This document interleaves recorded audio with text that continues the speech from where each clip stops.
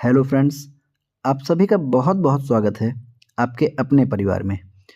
तो आज का टॉपिक होगा हमारा कंप्यूटर का इंट्रोडक्शन और उसके बाद उसी में हम लोग कवर करेंगे हार्डवेयर और सॉफ्टवेयर के कुछ 50 इंपॉर्टेंट क्वेश्चन। तो जो भी चैनल पे नया हो चैनल को सब्सक्राइब करके बेल आइकॉन प्रेस करें। आपको इसी प्रकार के वीडियोस इसमें मिलते रहेंगे। ये क्वेश्चन हमारे KVS, NVS, computer operator, Delhi police आदि सभी एग्जामों के लिए इम्पॉर्टेंट होंगे। तो चलिए वीडियो को स्टार्ट करते हैं। जो भी चैनल पर नया हो चैनल को सब्सक्राइब करें और बेल आइकॉन प्रेस करें। चलिए देखिए, पहला क्वेश्चन है हमारा, कंप्यूटर क्या है। तो कंप्यूटर हमारा जो है वो एक प्रकार की इलेक्ट्रॉनिक मशीन है। ये बिजली से चलता है, जानते ही हैं आप लोग। ये इसका काम क्या होता है, हम लोग इसमें इनपुट देते हैं कीबोर्ड से। ये उस इनपुट को क्या करता है, प्रोसेस करता है और उसके बाद हमें आउटपुट प्रदान करता है। इसकी खोज चार्ल्स बेबेज ने की थी। चार्ल्स बेबेज, क्लियर है, कब करी थी? इन्होंने लगभग 1890 के आसपास करी थी, ठीक है, 19वीं सेंचुरी में। तो चलिए इसके बाद नेक्स्ट क्वेश्चन में चलते हैं। क्वेश्चन नंबर सेकंड, कंप्यूटर का मुख्य कार्य क्या होता है। तो कंप्यूटर का मुख्य कार्य होता है, अभी मैंने बताया है, आप उसको इनपुट देते हो, वो उस इनपुट को क्या करता है, प्रोसेस करता है और उसके बाद आपको आउटपुट देता है, आउटपुट प्रदान करता है। आप उसको देते क्या हो, इनपुट, वो प्रोसेस करके आपको देता है आउटपुट, ठीक है। तो डेटा संग्रह करना, हाँ, डेटा को संग्रह भी करता है, डेटा को प्रोसेस भी करता है और सूचना आउटपुट भी हमें देता है। तो इसका ऑप्शन हो जाएगा ऑप्शन नंबर डी। चलिए इसके बाद नेक्स्ट क्वेश्चन है क्वेश्चन नंबर 3। क्वेश्चन नंबर 3 क्या कह रहा है, कंप्यूटर किस सिद्धांत पर आधारित है, यह किस सिद्धांत पर कार्य करता है। तो इसका ऑप्शन हो जाएगा option number A, IPO। IPO का मीन्स ये है हमारा इनपुट, प्रोसेस और आउटपुट, इनपुट, प्रोसेस और आउटपुट। चलिए इसके बाद नेक्स्ट क्वेश्चन है हमारा,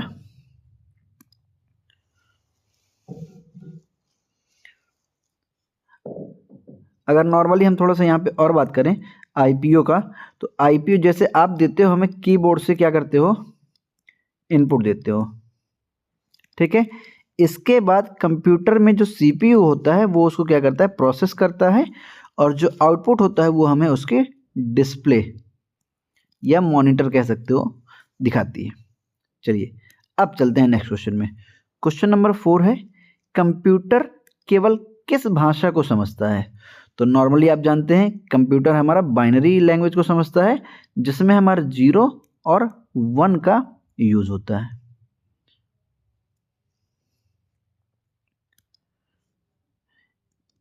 इसके बाद नेक्स्ट क्वेश्चन है, इसका आंसर आप लोग कमेंट करेंगे। मैंने पहले ही क्वेश्चन में इसका आंसर दिया है,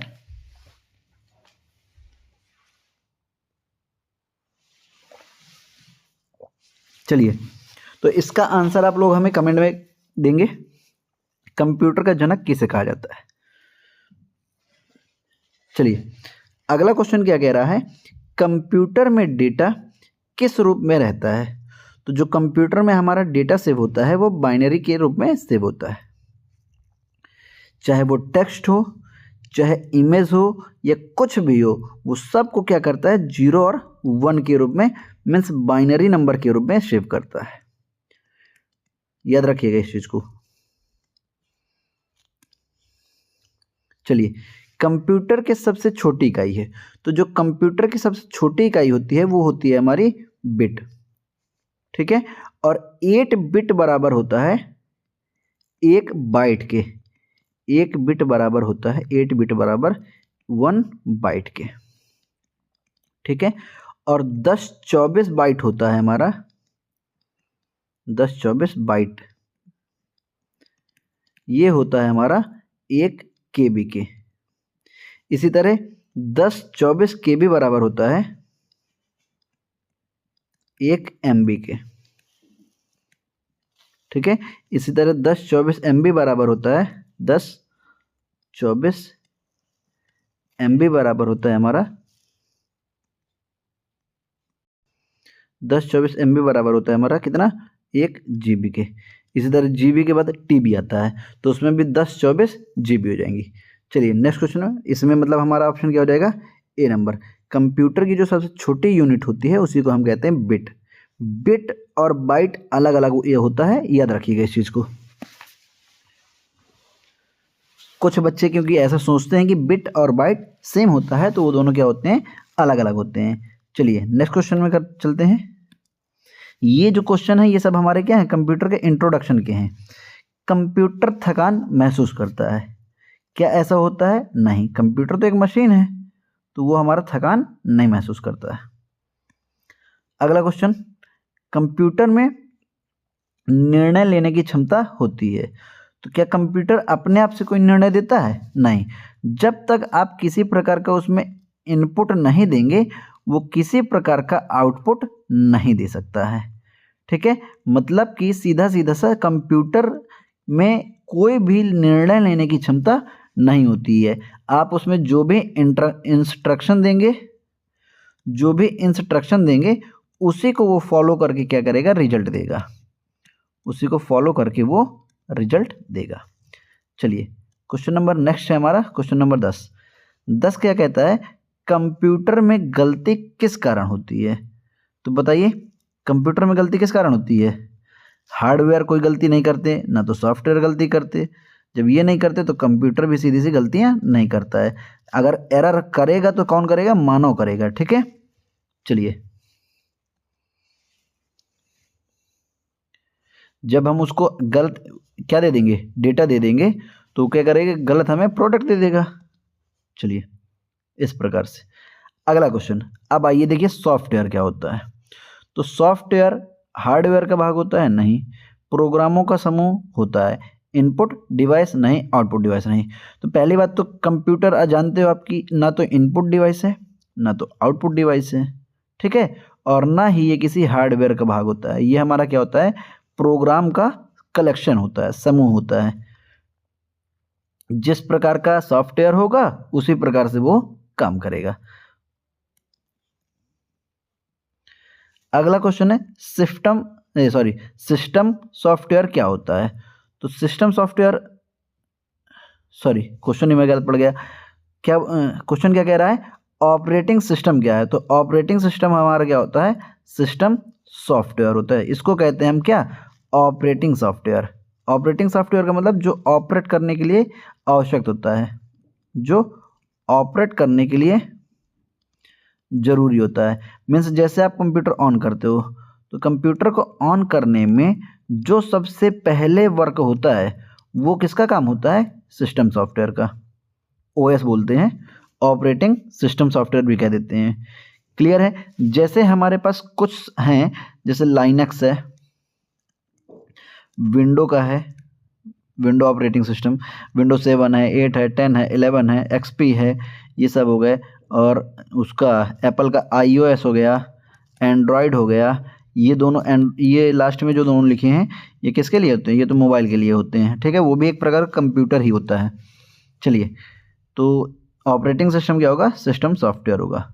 बिना इसके कोई भी कंप्यूटर ऑन भी नहीं होगा। क्वेश्चन नंबर नेक्स्ट है 13 क्या कह रहा है? निम्न में से कौन सिस्टम सॉफ्टवेयर है? चलिए तो आइए यहाँ पे सिस्टम सॉफ्टवेयर बताना है। MS वर्ड सिस्टम सॉफ्टवेयर नहीं है। ठीक है, एक्सेल भी नहीं है। ये विंडो मैंने अभी अभी बताया था पिछले क्वेश्चन में कि विंडो होती है हमारा क्या? System software. जैसे विंडो 7 है, विंडो 8 है, 9 नहीं आई है, 10 है, 11 है, ये सब क्या है? विंडो XP है। ये सब हमारे क्या होती हैं? सिस्टम सॉफ्टवेयर होते हैं। पावर पॉइंट भी हमारे एक सॉफ्टवेयर है बट सिस्टम सॉफ्टवेयर नहीं है। ठीक है, बिना इनके हमारा कंप्यूटर रन हो जाएगा, बट विंडो के बिना हमारा कंप्यूटर ऑन भी नहीं होगा। क्वेश्चन नंबर नेक्स्ट है हमारा, MS वर्ड किस प्रकार का सॉफ्टवेयर है। तो देखिए वो हमारे जो अभी मैंने विंडो बताई ये सब हमारे ऑपरेटिंग सिस्टम में आते हैं। और जैसे MS वर्ड है, MS एक्सेल है, MS ऑफिस है, MS ऑफिस का ही पूरा कलेक्शन कहलाता है MS वर्ड, एक्सेल और पावर पॉइंट। तो ये हमारा एक प्रकार का एप्लीकेशन सॉफ्टवेयर होता है। इसे आप लोग क्या करते हैं, बाद में इंस्टॉल करते हैं। क्लियर।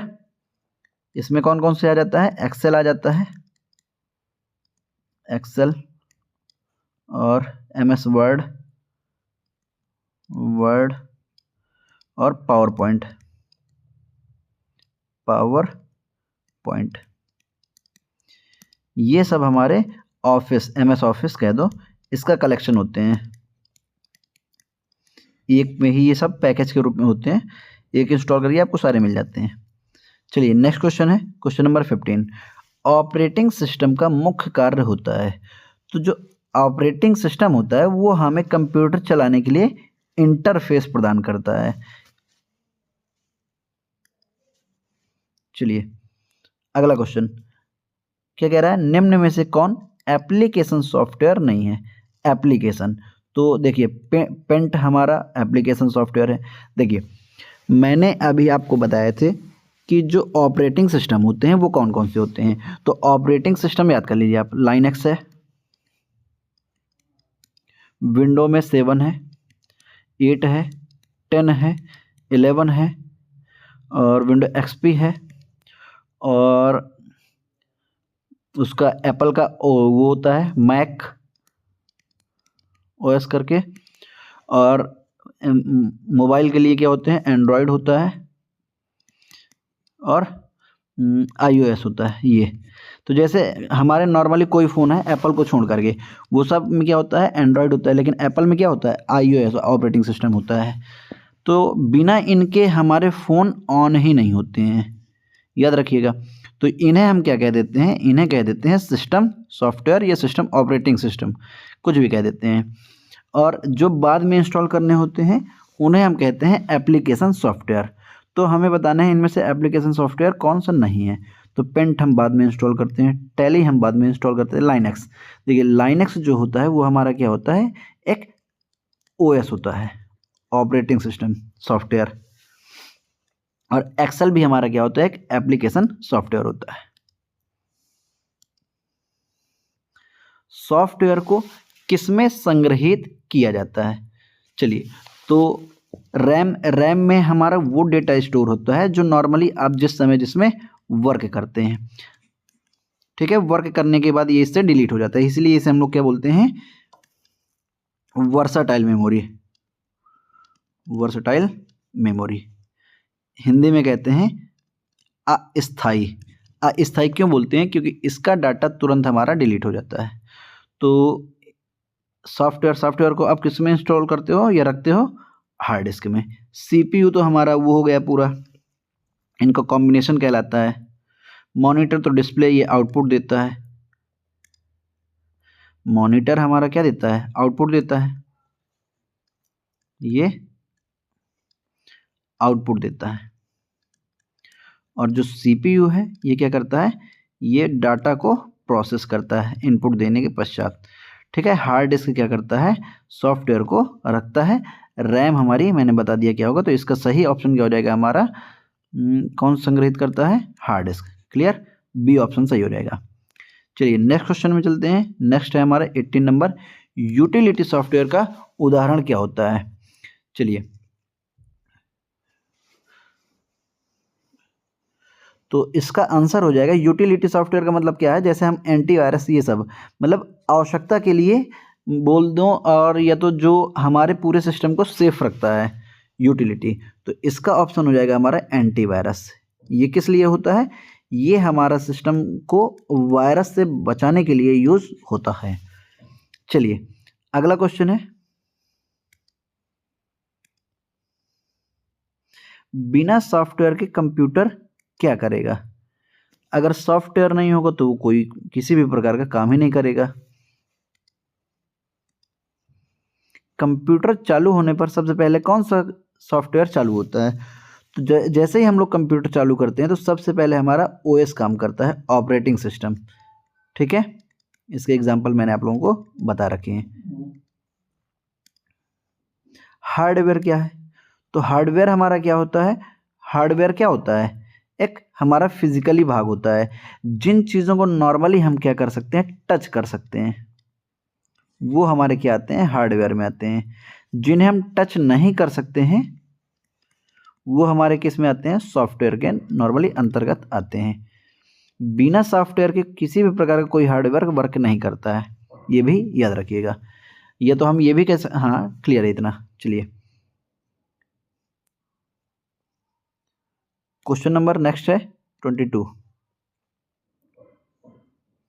सीपीयू का पूरा नाम आप लोग जानते होंगे, इसका आंसर आप लोग कमेंट करेंगे। क्वेश्चन नंबर 22, कंप्यूटर का मस्तिष्क किसे कहते हैं? तो कंप्यूटर का मस्तिष्क कहते हैं हम सीपीयू को। इसका फुल फॉर्म मैं बता दे रहा हूं, सेंट्रल प्रोसेसिंग यूनिट।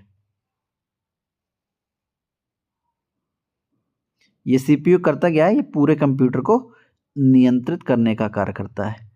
चलिए अगला क्वेश्चन, निम्न में से कौन इनपुट डिवाइस है? तो इनपुट का मतलब क्या है, जिससे हम लोग कंप्यूटर को क्या करते हैं, डेटा प्रदान करते हैं, प्रिंटर। तो प्रिंटर नॉर्मली हमारा आउटपुट में आता है। क्यों? क्योंकि इससे हम किसी भी प्रकार का आउटपुट लेते हैं। जैसे हमने कंप्यूटर पे कोई वर्क किया, उसे प्रिंट कर लें, तो ये एक आउटपुट करता है। मॉनिटर क्या करता है? मॉनिटर भी हमें आउटपुट ही दिखाता है। जैसे हम वर्क करते हैं उसके बाद हमें आउटपुट दिखाता है। कीबोर्ड क्या करता है? कीबोर्ड इनपुट डिवाइस है। कीबोर्ड से हम कंप्यूटर को डेटा देते हैं। स्पीकर भी गाना वाना गाता है ना, तो ये भी हमारे आउटपुट में आता है, याद रखिएगा। तो इसका राइट आंसर हो जाएगा ऑप्शन नंबर सी। तो कीबोर्ड हमारा क्या होगा, इनपुट डिवाइस कहलाएगा। चलिए चलते हैं नेक्स्ट क्वेश्चन में।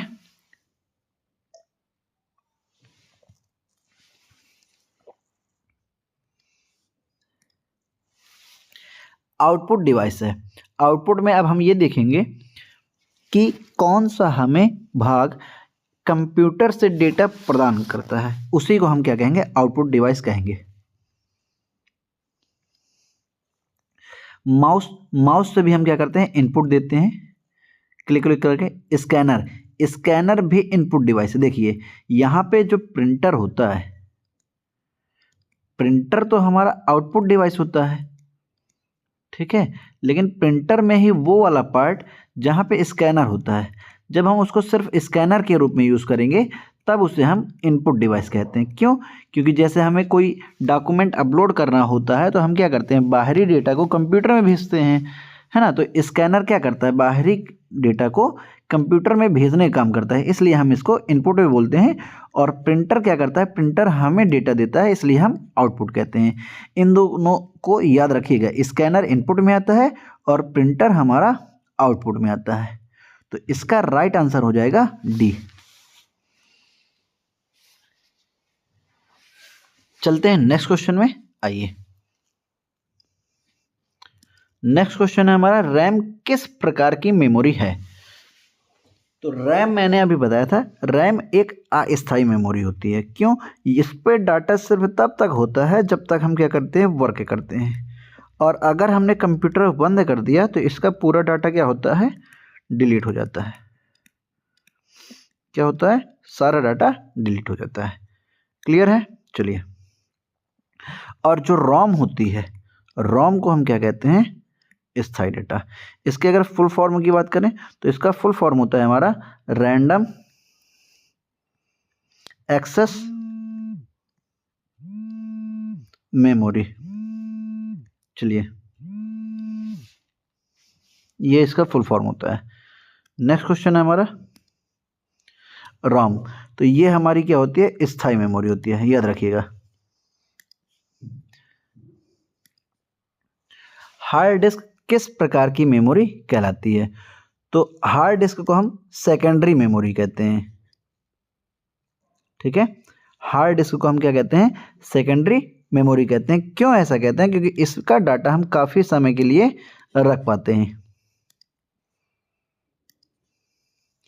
एएलयू का कार्य क्या होता है? तो एएलयू का कार्य क्या होता है, जो भी हम डाटा इनपुट देते हैं तो एएलयू उसमें क्या किया करता है, एएलयू उसका कैलकुलेशन करता है, कैलकुलेशन करता है। मीन्स गणना करता है। चलिए नेक्स्ट क्वेश्चन है हमारा, मॉनिटर किस प्रकार का डिवाइस है? तो मॉनिटर से हम इनपुट तो देते नहीं हैं, मॉनिटर में कोई ऐसा तो नहीं करते कि हम वहाँ से डेटा दे दें। तो मॉनिटर हमें इन आउटपुट दिखाता है, जो भी कैलकुलेशन किया होगा हमने उसमें वो क्या करता है, हमें डाटा दिखाता है। इसलिए ये हमारा किस प्रकार का डिवाइस है, एक आउटपुट डिवाइस है। क्वेश्चन नंबर 30 के बाद 31 है स्कैनर। मैंने अभी इसका डिटेल पूरा बताया था कि स्कैनर जो होगा वो हमारे इनपुट डिवाइस में आएगा। क्यों? क्योंकि ये पेपर या किसी भी प्रकार की चीज़ को क्या कर सकता है, कंप्यूटर के अंदर भेज सकता है, कंप्यूटर के अंदर इनपुट के रूप में डाल सकता है। जैसे हमें फ़ोटो बनवानी होती है तो हम जाते हैं, तो अगर हम कोई उसे कोई फ़ोटो दे देते हैं तो वो क्या करता है, फ़ोटो को स्कैन करता है। स्कैन करने से क्या होती है, ये फ़ोटो उसके कंप्यूटर में पहुंच जाती है, फिर वो वहीं से एडिट करके उसको निकाल देता है। चलिए अगला क्वेश्चन है, माउस का उपयोग किस लिए करते हैं, पॉइंटर के रूप में। जैसे मैं भी देखिए अभी कुछ यूज़ कर रहा हूँ तो कुछ माउस के रूप में ही उसका वर्क है, ठीक है। तो इसे कहते हैं हम पॉइंटर नियंत्रण। ये देखिए पॉइंटर को हम कैसे, ऐसे ही होता है जैसे मैं ये मेरे में माउस दिख रहा है ना आपको, कुछ ऐसे ही तो होता है जब हम लोग माउस से यूज़ करते हैं। तो ये हमारा क्या कहलाता है, पॉइंटर कहलाता है। तो इसी को हम लोग क्या करते हैं, माउस से कंट्रोल करते हैं, ठीक है। क्या करते हैं, पॉइंटर को माउस से हम क्या करते हैं, कंट्रोल करते हैं। क्लियर? चलिए अगला क्वेश्चन है मेरा, कीबोर्ड में कितनी कुंजियां होती हैं? तो नॉर्मली सामान्य रूप से 104 बटनें होती हैं। अब इससे ज़्यादा 108, 112 इस तरह से भी होती हैं। इनमें से हमारी फंक्शन की होती हैं, नंबर की होती हैं, ठीक है। और इसके अलावा कौन सी होती हैं, अल्फ़ाबेट होती हैं, अल्फ़ाबेट होती हैं और कंट्रोल कीज़ होती हैं। इस प्रकार से टोटल लगभग 104 होती हैं, ठीक है। नॉर्मली कीबोर्ड पे, यहाँ पे सामान्य बोला गया ना, नॉर्मली में कितनी होती हैं, 104। चलिए नेक्स्ट क्वेश्चन की बात करें, कंप्यूटर में बिजली बंद होने पर रैम का डाटा क्यों मिट जाता है? ये मैंने बताया था ना, रैम का डाटा देखो क्यों मिट जाता है, क्योंकि ये हमारी एक प्रकार की होती है, वर्सटाइल मेमोरी होती है। ये जैसे ही हमारा कंप्यूटर बंद होता है तो इसका पूरा डाटा क्या होता है, डिलीट हो जाता है। जबकि रोम के साथ ऐसा नहीं होता, इसके साथ ऐसा नहीं होता। इसे इसलिए हम लोग परमानेंट मेमोरी बोलते हैं, परमानेंट बोलते हैं। अगला क्वेश्चन है क्वेश्चन नंबर 35, प्रिंटर किसका उदाहरण है? तो प्रिंटर हमारा क्या करता है, आउटपुट देता है। अगला क्वेश्चन है, स्पीकर किस प्रकार का डिवाइस है? तो स्पीकर से भी आप गाना सुनते हो, तो ये भी हमारी क्या है, एक प्रकार की आउटपुट डिवाइस है। सीपीयू के कितने भाग होते हैं? तो सीपीयू के अगर भाग की बात की जाए तो इसके 3 भाग होते हैं। कौन कौन से? एक एएलयू कहलाता है, एक CU control unit, arithmetic logic unit, और एक हमारा रजिस्टर। ये 3 भाग हमारे मुख्य रूप से सीपीयू के कहलाते हैं। याद रखिएगा इसको, ये क्वेश्चन आपको अभी पहली बार मिल रहा है, शायद आप लोगों के लिए भी नया क्वेश्चन होगा। कंट्रोल यूनिट, अब देखिए जैसे वहाँ पे सीयू की बात की जाए तो सीयू का कार्य क्या होता है, तो सीयू का कार्य होता है नियंत्रण करना। ये क्या करता है, सभी हार्डवेयर को निर्देश देता है कि कब किस हार्डवेयर को क्या कार्य करना है, क्या कार्य करना है, कब करना है, क्या करना है, ये सब कौन नियंत्रण करता है, सीयू। एएलयू क्या किया करता है, अगर एएलयू की बात करें तो ये एडिशन, सब्सट्रैक्शन, मल्टीप्लिकेशन, डिवीजन, इन सब पे कार्य करता है मैथमेटिकली। चलिए अगला क्वेश्चन है हमारा क्वेश्चन नंबर 39, कंप्यूटर में डाटा किस में प्रोसेस होता है? तो कंप्यूटर में डेटा हमारा किस में प्रोसेस होता है, सीपीयू में। क्वेश्चन नंबर 40 है, कंप्यूटर का स्थायी स्टोरेज कौन सा होता है? तो कंप्यूटर का जो हमारा स्थायी स्टोरेज होता है उसे हम क्या कहते हैं, देखिए रैम का क्या होता है, रैम का तो डिलीट हो जाता है। कैसे मेमोरी भी कुछ ऐसी ही होती है, रजिस्टर भी हमारा कुछ ऐसा, रजिस्टर में जो डेटा इंस्टॉल सिक्योर होता है वो किसके रूप में, बिट के रूप में इंस्टॉल हुआ करता है, और ये भी कंप्यूटर लाइट ऑफ होते ही ये भी बंद हो जाता है। लेकिन जो हार्ड डिस्क होती है, हार्ड डिस्क का डेटा हमारा परमानेंट होता है, तो इसीलिए इसको कहते हैं स्थायी स्टोरेज। लेकिन ये हमारी एक सेकेंडरी स्टोरेज कहलाती है, प्राइमरी हम रोम को बोलते हैं। यूएसबी क्या होता है? अब देखिए यहाँ पे हमारा 41 का जो क्वेश्चन है वो क्या कह रहा है, यूएसबी। यूएसबी हमारा क्या होता है, एक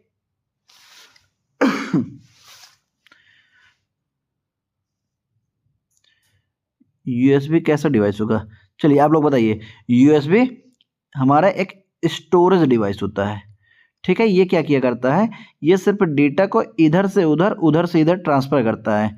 जैसे आप लोगों के पास यूएसबी केबल होती है, वो क्या काम करती है, डेटा को इधर से चाहो तो आप कंप्यूटर में कनेक्ट करके, अच्छा यहाँ पे इनपुट पूछ रहा है, इनपुट तो हम देते नहीं हैं, है ना। एक तो या तो हम चार्जिंग के रूप में यूएसबी केबल का यूज़ करते हैं, या तो डेटा को आउटपुट के रूप में यूज़ करते हैं। नहीं, आउटपुट तो उससे मिलता नहीं हमें, ना तो प्रोसेस करने के लिए यूज़ करते हैं। तो किस रूप में होगा, स्टोरेज डिवाइस के रूप में। क्वेश्चन नंबर नेक्स्ट है पेन ड्राइव। पेन ड्राइव हमारा किस रूप की मेमोरी है? पेन ड्राइव हमारी क्या कहलाती है, ये भी हमारी कुछ सेकेंडरी मेमोरी हार्ड डिस्क जैसी है। पेन ड्राइव में भी हम क्या करते हैं, डाटा को सेव करते हैं।